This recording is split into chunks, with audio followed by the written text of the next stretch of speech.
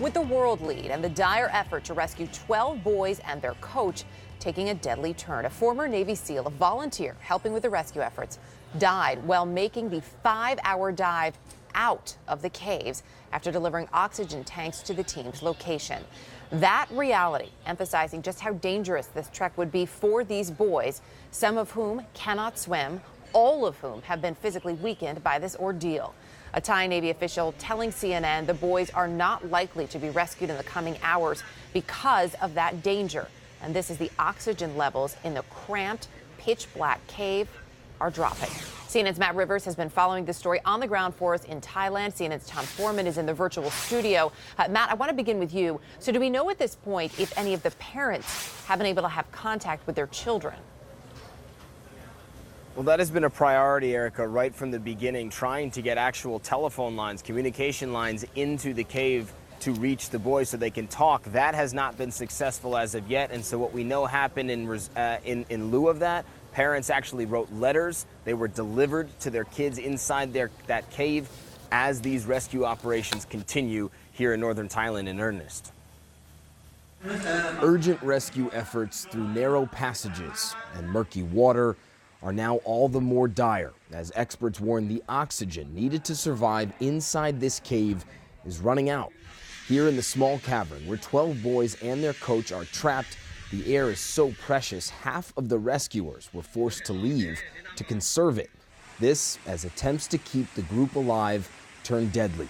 Former Navy SEAL Suman Kunan delivered oxygen to the boys' chamber Thursday, but ran out of his own air supply on the way back and died. Everybody's a professional, so we're trying to put it away and avoid it never happen again.